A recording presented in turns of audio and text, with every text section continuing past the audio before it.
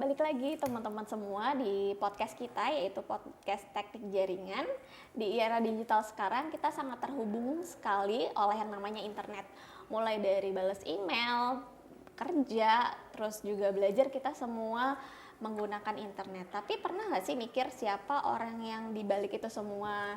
Gimana cara troubleshootingnya, dan juga gimana generasi berikutnya kita akan belajar tentang dunia teknik jaringan.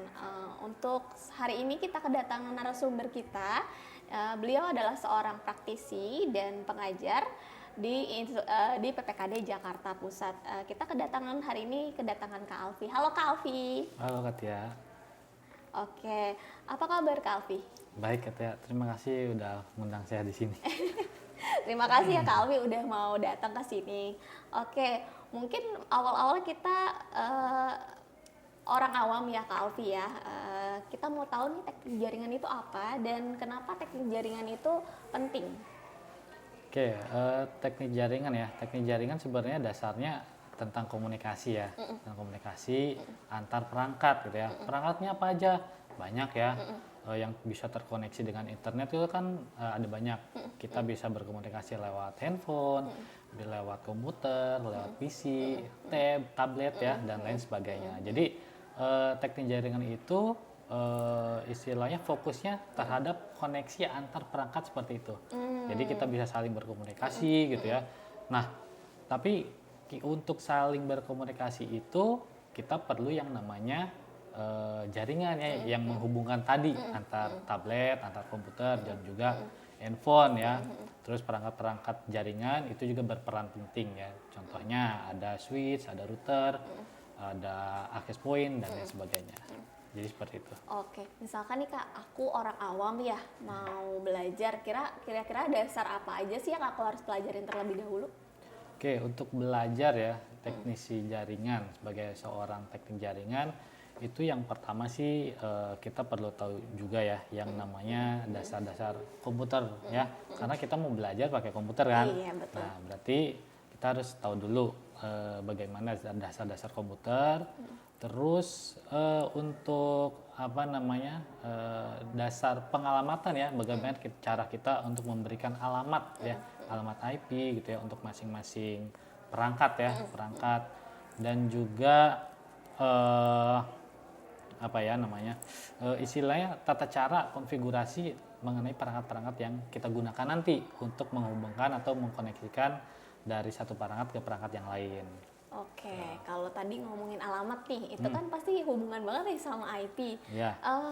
IP, apa sih fungsi IP address itu dalam jaringan komputer dan bagaimana cara kerja internet secara sederhananya? Oke, jadi IP ya, atau alamat IP itu sebenarnya sebagai kita gunakan gitu ya sebagai alamat unik ya, yang kita terapkan di perangkat ya, perangkat-perangkat yang terhubung ke internet. Ya, tadi contohnya ada handphone, terus ada PC, ada laptop, terus perangkat-perangkat yang terhubung tadi juga kan, tadi ada router, ada switch ya. Nah, masing-masing itu semua juga dia punya yang namanya alamat IP. Nah, fungsinya untuk apa? Supaya bisa saling berkomunikasi. Jadi antar perangkat nanti bisa saling kenalan berarti ya. Nah, jadi kalau misalnya butuhnya kita mau ke alamat sekian gitu ya, kita tuliskan alamat sekian, otomatis nanti si perangkat-perangkat komputer tadi gitu ya akan mencari alamat yang tadi kita tujukan gitu mau kemana, supaya bisa saling berkomunikasi. Nah, gitu. menarik banget nih. Tadi kan Pak Alfi udah ngomong nih masalah perangkat-perangkat yang digunakan kayak router, kayak switch, kayak modem. Fungsinya tuh apa sih Pak? Oke, tadi ada switch ya, ada switch, ada modem, ada router. Sebenarnya perangkat-perangkat itu ya termasuk ke dalam perangkat yang memang mendukung untuk aktivitas jaringan ya, Matia. Jadi supaya kita bisa terkoneksi dengan jaringan, dengan internet, kita butuh perangkat-perangkat tersebut.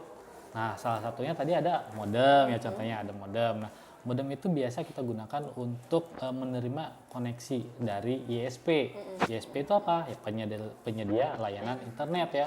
Contohnya ada IDHome, ada Biznet, ada MyRepublik, dan lain sebagainya. Itu semua kita sebut sebagai ISP. Nah, modem itu kita gunakan untuk menerima koneksi. Jadi supaya bisa terhubung dengan internet, kita perlu yang namanya perangkat modem itu.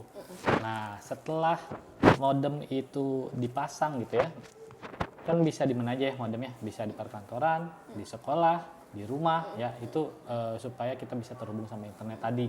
Nah, dari modem tersebut baru bisa kita hubungkan dengan perangkat lainnya. Contohnya bisa kita hubungkan ke switch ya. Dan nanti dari switch itu bisa terhubung lagi ke perangkat-perangkat end device seperti laptop ataupun PC. Sama kita juga bisa menggunakan tadi ya, ada router ya, router. Nah, router juga sama. Sebenarnya itu, tapi secara khusus ya, router itu kita gunakan untuk istilahnya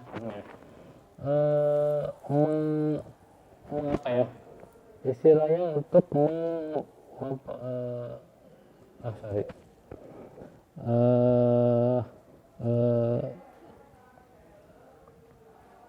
Blank. Mau diulang Pak? Ya boleh.